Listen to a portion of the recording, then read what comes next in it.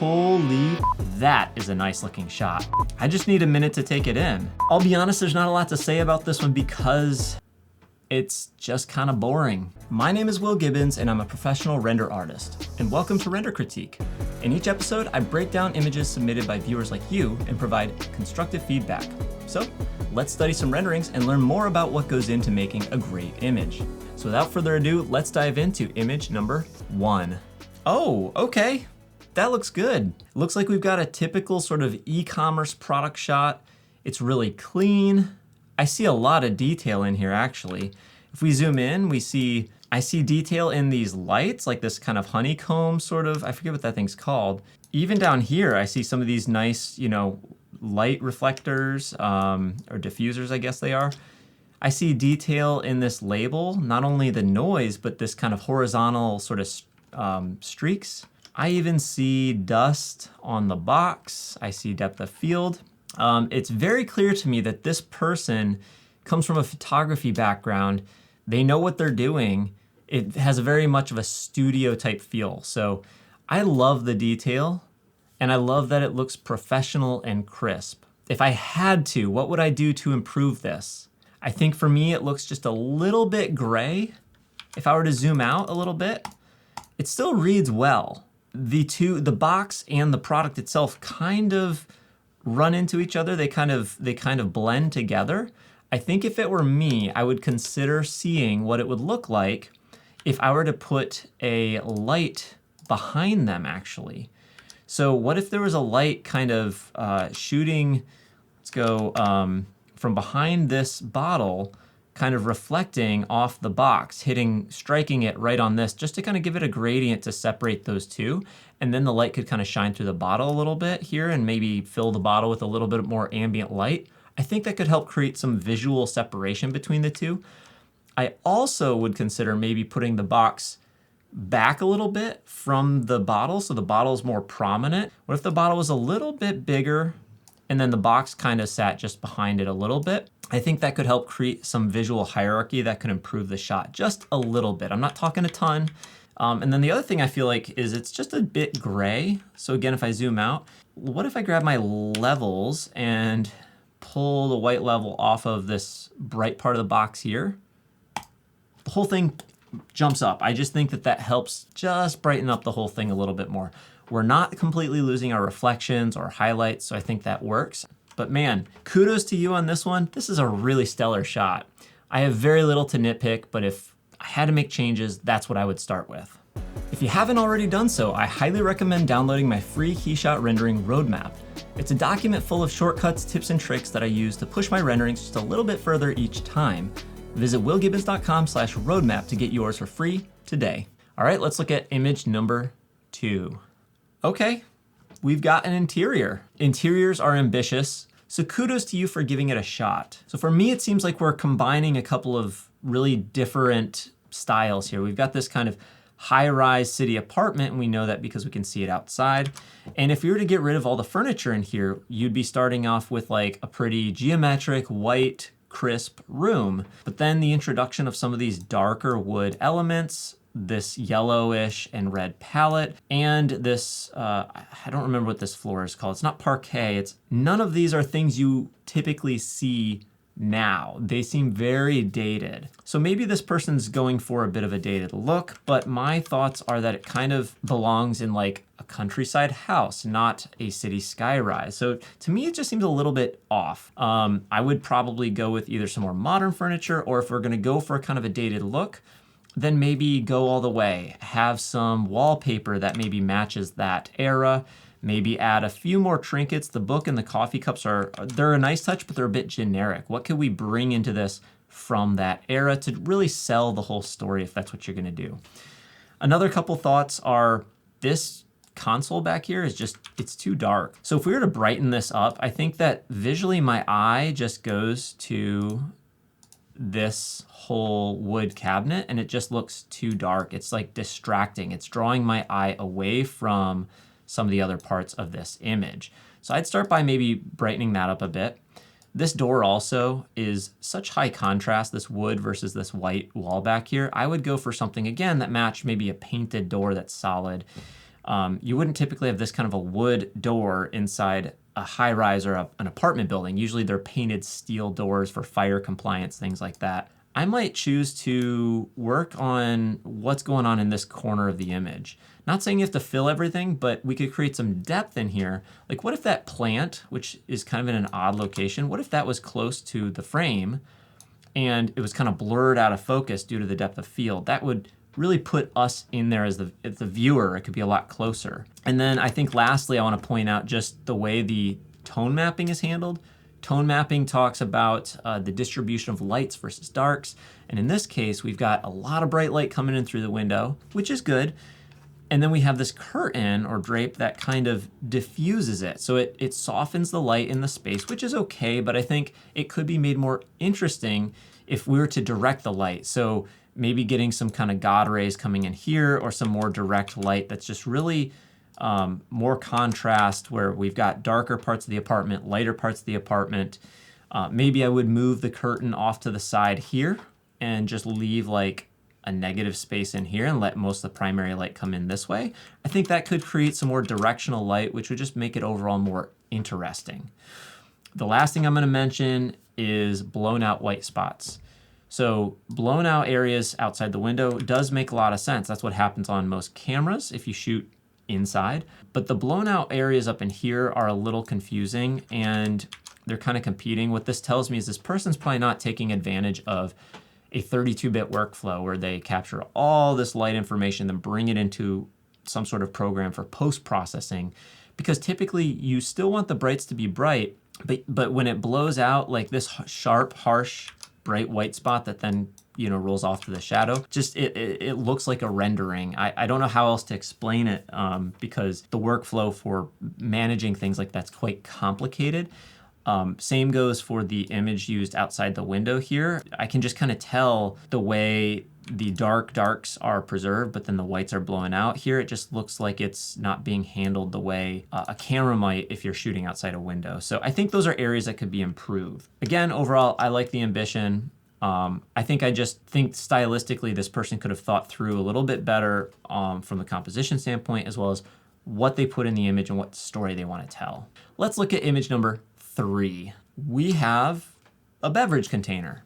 Not bad. I like that it's like a macro shot, like we're close, we're seeing some details. We're so close we don't even see the whole image. So I'm assuming it's some sort of like a insulated cup or a mug. We've got this whole thing up here that's like a clear acrylic lid. We've got this white container. I'll be honest, there's not a lot to say about this one because it's just kind of boring. Technically speaking, it looks like they executed the rendering pretty well. The highlights look nice. This looks like a glossy white material. This looks really nice up here. I really like this very realistic looking lid. It's a clear acrylic.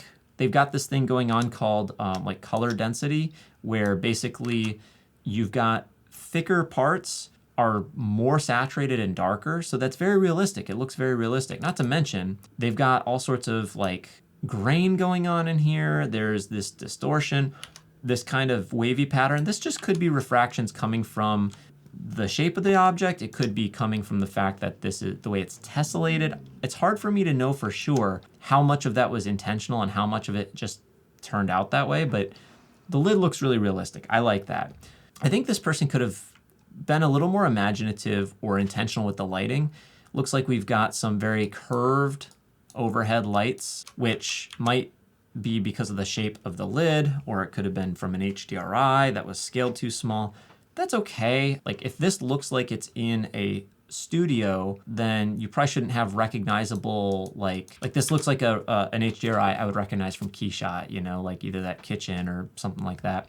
And then it's also got these bright highlights here, which I think help, but maybe I would have gone a little more asymmetrical, where we have maybe a bigger light right there, where it's like sharp, like bright reflection, and then it kind of softens or rolls off with still a sharp edge, because that helps tell us that this is a glossy, shiny material. And then you could have gone with like a softer pin or a light over here on this side. Again, this is very, personal preference type item.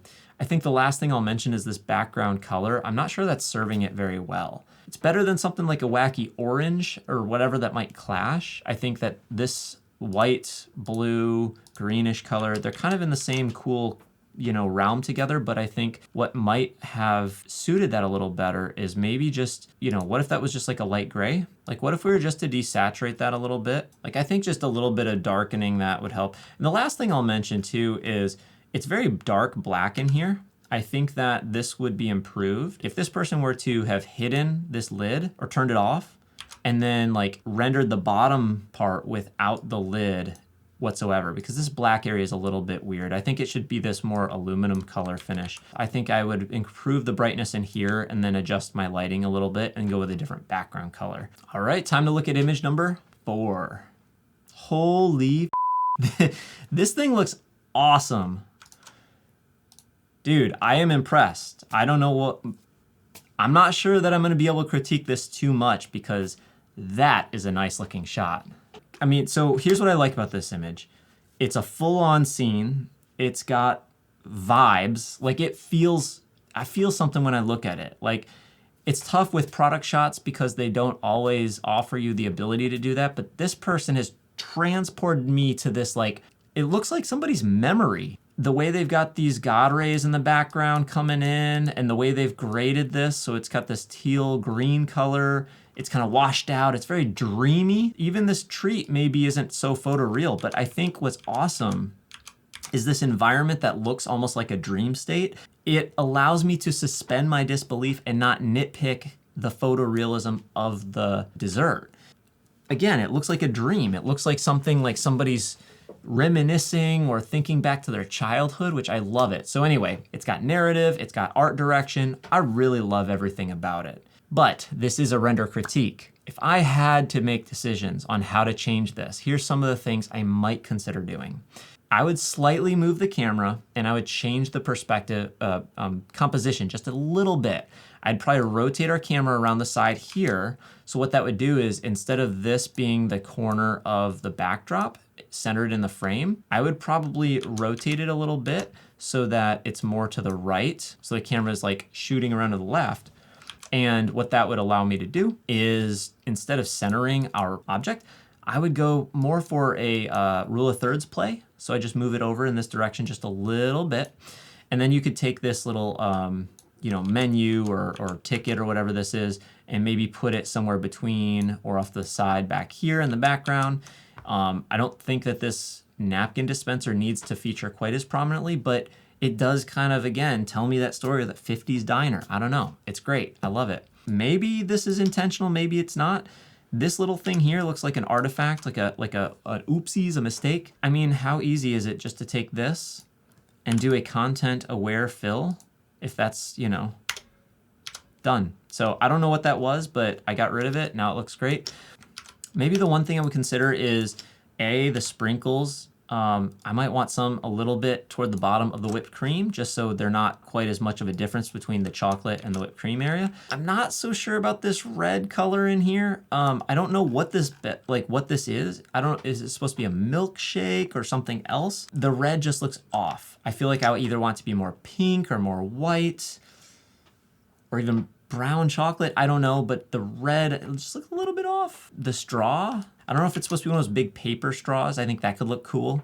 It looks a little too plasticky and shiny to me. At this point, I'm nitpicking. I'm curious though, what happens if I play with the curves? Could I potentially add just a little more contrast and then a little bit more on the high end? Like, what if I increase the saturation but reduce the vibrance a little bit? That right there, is that any better? So before, after? Maybe, maybe not. It's just personal preference at this point, I think. Anyway, well played, love it. Time for image number 5. Oh, look at that. That is interesting. It really does look very similar to the one we just looked at. Like, it's got a lot of similarities. This is a full scene inside a cafe of some sorts. We've got an espresso maker. I'm a big fan of coffee. This is a really nice image, so hats off to you. There's a couple things that I really like in here, and then there's a couple nitpicks that maybe I would adjust. So I love, first of all, the lighting. Let's zoom out. I think this person has done a fantastic job creating a photographic looking image. It is a little bit color graded. It's a little stylized. We've got this kind of warm yellows, cool blues, maybe tone that back just a little bit. But if we were to desaturate it just a hair, and then maybe bring in a little bit of contrast in the curves, maybe. Very much a personal preference item. I think it's a little warm and a little blue, and I think if we were more neutral on it, it would look a little bit more like a modern high-end photo. But again, perhaps this person was going for something a little more stylized. I love the darks, the lights. They've really got a great dynamic range going on here, which is fantastic. But what would I change? What would I suggest they do to push this further? I think they need a little bit more in the way of some surface imperfections. Roughness maps, grit, grime, grunge. First example is this wood down here. If you notice, we've got some specular highlights. Those are the sharp, glossy reflections on this wood. And if this were a real wood, it wouldn't be as plastic looking as it is. I don't know if they're using any bump textures. It doesn't appear like it, or normal maps, whatever. It just looks too shiny if you ask me. So that's killing some of the realism for me. Another thing, like the metal here, again, metal can and should look shiny, but this texture looks a little, this kind of horizontal, kind of bumpy brush texture looks a little too strong, maybe scaled up too big. It's just looking too glossy. Same thing with this napkin dispenser, and this metal, they kind of use the same metal with the same amount of roughness everywhere, which, if this is in a diner or something like that, these things are gonna get really scratched, really smudged, really quickly. I think compositionally, it's fantastic. I think the lighting is fantastic. I think they've got great dynamic range. I even think while there are a few highlights, like blown out white areas, I do think that the actual hotspots are managed quite well in this. The tone mapping overall looks very good if you ask me. So I'm not gonna nitpick that. For me, I would make the shadows less blue, the highlights less yellow. I would add a lot more roughness to a lot of these materials and just a little bit more texture and grit. Otherwise, love the shot. Fantastic job. Let's go ahead and take a look at image number 6. Okay, so we have a salt and pepper shaker maybe. I do see it says boring bottle. I think it's a nice clean rendering. There's nothing wrong with it, but I do think it could use some spicing up. Now it's tricky with product renderings because sometimes you don't have the freedom to bring a lot of extra context into it. I would try to suggest playing with things like shadows and light to tell a little bit more of a story, or at least create some more interesting composition. I do like how this person has cropped this image. I think it suits the vertical format of the product. I like that it's a family of products, so they show both colorways together. And then I also like that it wasn't shot directly straight on. That would have made it more boring. They actually did manage to incorporate a bit of a kind of a angle, something that guides our eye throughout, kind of in this diagonal direction, which is quite nice. And then the wood is a nice natural element to bring in some contrast. So what would I do to improve this image? The first thing that comes to mind is this green backdrop. Consider changing that somehow. I would try using, instead of just a solid color, something that feels like it exists in the real world, something that's like a textured wall, or maybe a patterned wall, or maybe it's like a concrete wall or a painted wall, just something to give it, to anchor it in the real world. So the other thing I would consider is how this is lit. I think we could do with just a little more contrast in the light. So I'm gonna come in and increase the highlight right in here. Again, I think some kind of wider and brighter highlights could come in to help better describe the form of the bottle. And I would say the same thing for the white one. I think it's probably harder to tell here. Yeah, something like that. That's just gonna give them a little more of that round shape. I don't know exactly if this bottom part is a different material, but the way it's lit, it's kind of flat, It kind of has it has a similar issue as what's going on up top, but it's even less reflective. I think these two are supposed to be like a textured aluminum. So because they're metallic or painted, they have some specularity, some shininess. This looks more like a kind of a matte diffuse material. So try to figure out if there's any way this could be, the form of this could be described a little bit more, maybe reduce some of the ambient light, which would in turn darken some of the edges. Just something to help kind of make this stand out. Maybe what I would do is come in with like a bit of more of a sharper light in this direction, which would then naturally cast a shadow on here a little bit stronger. And then you could have some play with some shapes in your shadows this way. And then of course the last thing which I mentioned, which was do something with this background that's a little more interesting. Play with contrast. I mean, why this arbitrary green color? I don't know. Could we do a textured wall to make it a little more interesting? Same thing goes for the floor. I think you could push those just a little bit further. Time to take a look at image number 7. Okay, so we have an Amazon Fire Stick. It's nice that this person took advantage of the glossy materials to help explain what's going on with the lighting here. So this is a matte material, which a dark colored black, matte, meaning not shiny material, is very hard to light. Everything just looks flat. So you really need to come in and exaggerate the lighting a little bit, and at least having these glossy areas and then making sure that the highlight and dark reflection are both visible helps create some contrast. So that looks really nice.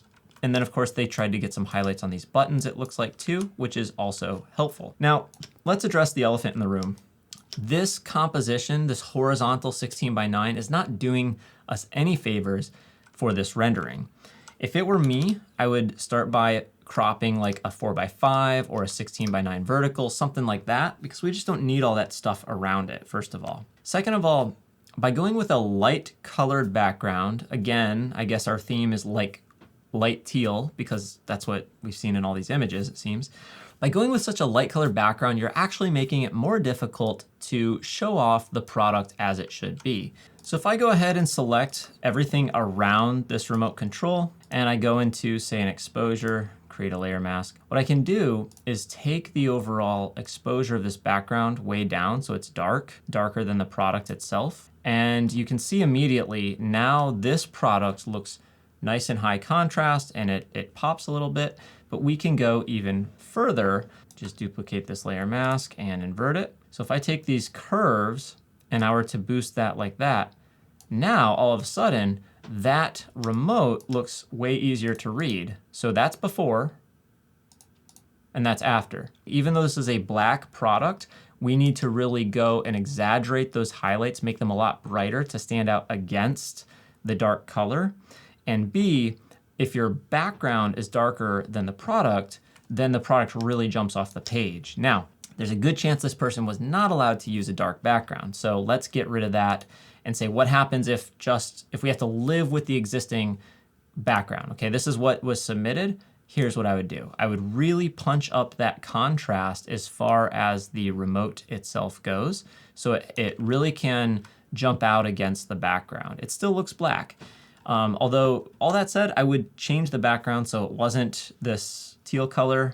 Again, it seems a little arbitrary, and this kind of fuzzy spherical background, again, it just doesn't add a lot of context. It's distracting. I don't like how we have this tangent. So a tangent is when one line comes really close to another. That cropping is really uncomfortable.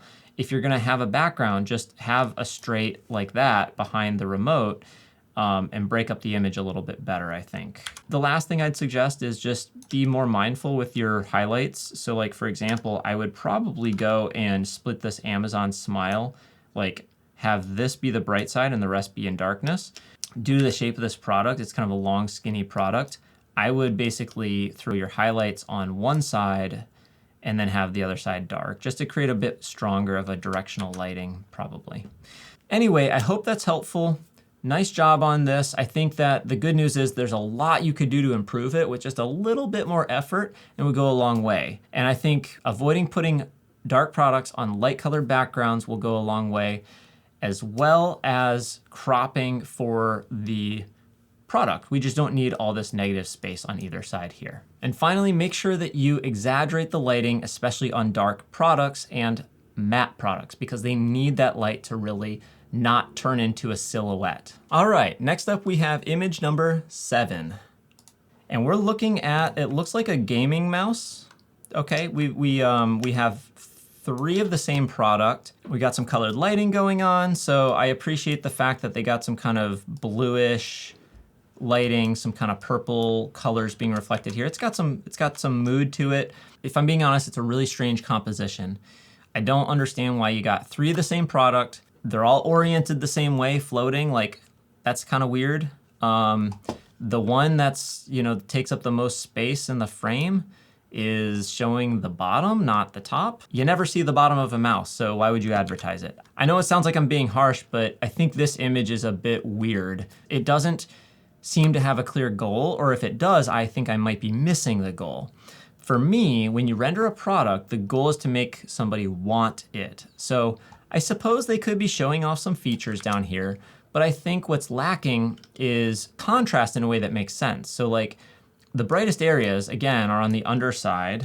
Make this a little bigger. The brightest areas are on the underside of this mouse, and this just kind of disappears. But as a user, you're gonna always be looking at and using the top of the mouse. So why not light this beautifully? The bottom is just flat, whereas the top has some nice kind of curvature. So why not use that to your advantage and light that in an interesting way? A mouse is basically like a car without wheels, if you think about it. And a lot of people do a lot of great lighting on cars. You can kind of do rim lighting where you kind of accentuate the curves of it. You can show where these cuts are by having nice sharp shadows. If it were me, I would render this mouse just on its side like that. Really big in the frame, kind of a 3/4 view. Treat it like a car. Bring in some area lights to create some shadows that have some nice form. These shadows are just really kind of vague, kind of blurry, not so nice. I think it's nice that this person, it looks like they did get some texture in here. They do have their materials set up, different materials. But I think it's just, you know, a combination of some details need to be looked after, you know.